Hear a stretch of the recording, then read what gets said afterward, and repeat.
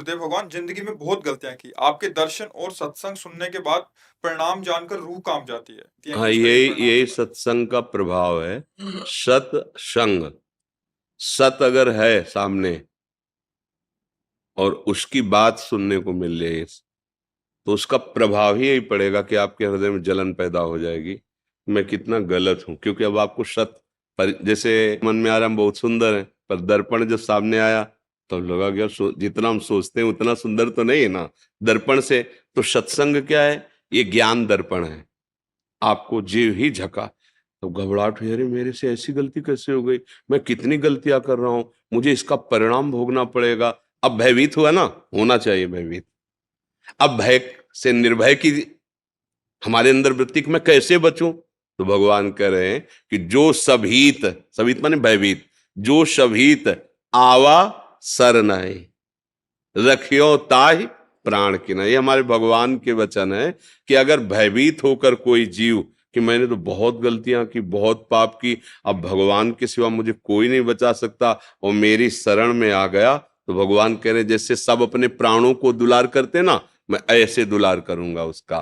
कोटि विप्र बद लागए जाहू आए शरण तजो नहीं ताहू। अगर करोड़ ब्रह्म हत्याएं भी उससे हो गई और मेरी शरण में आ जाए तो मैं फिर उसे त्यागता नहीं हूं।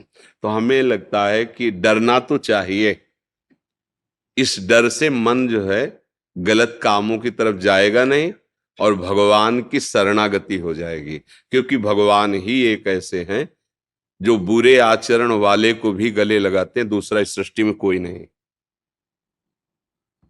जिसके साथ आप उसके अनुकूल व्यवहार करोगे तो दोस्त बनेगा, चाहे वो कोई भी हो, स्त्री हो, पुरुष हो, बच्चा हो, बूढ़ा हो।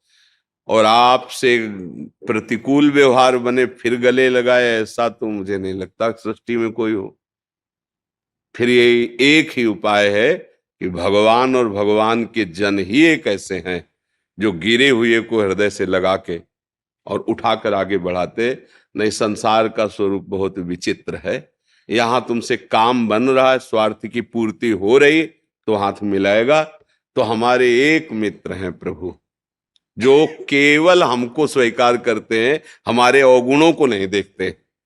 प्रभु का स्वभाव है जन अवगुण प्रभु मान नकाऊ, दीन बंधु अति मृदुल स्वभाव। हमारे भगवान का बहुत करुणामय स्वभाव है, बहुत करुणामय। जैसे किसी अरब खरबपति आदमी का अकेला लड़का हो और उससे कोई नुकसान हो जाए, कोई गलती हो जाए और वो दौड़ के कि पिताजी गलती हुई, तो उसका हृदय भराएगा और कहेगा चाहे सारी संपत्ति लग जाए दांव पे, तू चिंता मत कर, मैं तुझे कुछ नहीं होने दूंगा।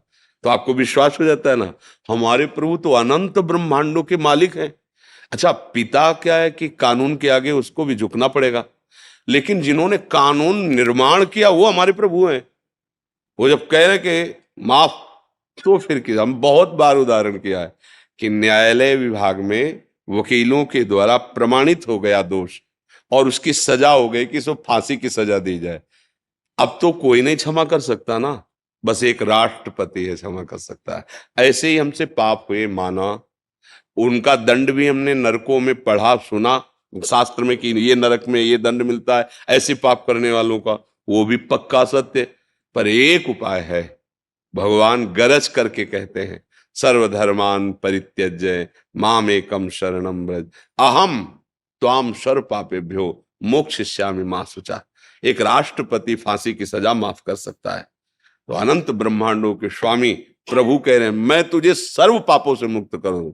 तो डरना, तो हम ये नहीं कह रहे कि ना डरो, नहीं डरोगे तो मन फिर उन्हीं पापों में करेगा कि बाद में भगवान से फिर क्षमा मांग लेंगे।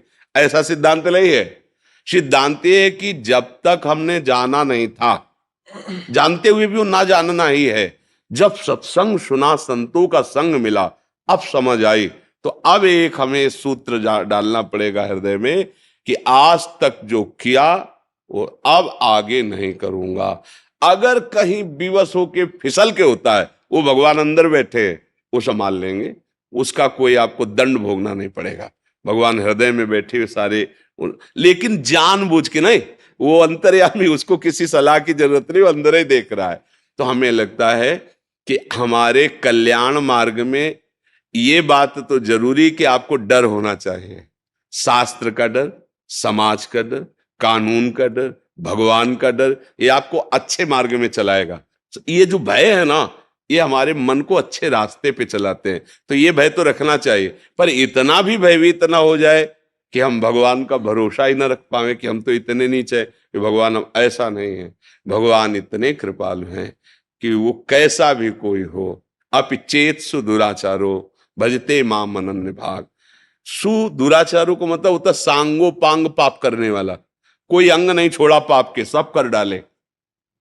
वो भी यदि मेरी शरण में आ जाता है तो साधु रेव मंतव्य, मैं उससे आदेश करता हूं कि साधु मानो, अब करो सद्य ते साधु, मैं उसे महात्मा बनाऊंगा। तो मालिक हैं वो। तो मुझे लगता है कि इस बात में हम डरे ना कि अब मेरा उद्धार नहीं हो सकता। इस बात से डरे कि जो गलतियां हुई वो पुनः गलतियां ना हो, और भगवान का आश्रय लेकर नाम जप करें, अच्छे आचरण करें। जो गलतियां शरीर से हुई हैं अब उनका हम सुधार करें, उनको हम सावधानी पूर्वक रोकने, और अगर नहीं रुक पाते, पूर्वाभ्यास फिसल जाते, फिर खड़े हो, फिर चलो, नहीं नहीं करो, फिर फिसल जाते हो, फिर खड़े हो। एक दिन तो आप अपनी इतनी मजबूती से निश्चय के द्वारा इन वृत्तियों को रोक लेंगे, पक्का रोक लेंगे। घबराने की जरूरत नहीं। अब जैसे कह दे कि आज से होना ही नहीं चाहिए, तो अनुभव नहीं इसलिए भले वो तुम बोल दो, नहीं, ऐसा नहीं है। ब्रेक भी मारो तो हाथ दो हाथ, ब्रेक लगने पर वो पहिया फिसल जाता है ना, ऐसी पूर्वाभ्यास है। आज से हम कह रहे नहीं करेंगे, पर एक समय ऐसा आएगा जिस समय हमसे त्रुटि हो जाएगी। इसलिए हम ये आपको कहते कि अगर फिसल गए तो घबराने की जरूरत नहीं, फिर खड़े हो, फिर कोशिश करो कि हम ना फिसले। फिर फिसल जाते हो, फिर खड़े हो। ये हारने वाला मार्ग नहीं, जीत आप पक्का जाओगे, क्योंकि संत वचन और भगवान की कृपा ये साथ है। ये मान लो, हारोगे नहीं अब। पर इतना मतवाला होके ऐसे आचरण न करे कि बाद में क्षमा मांग लेंगे, फिर तो निकलना मुश्किल हो जाएगा।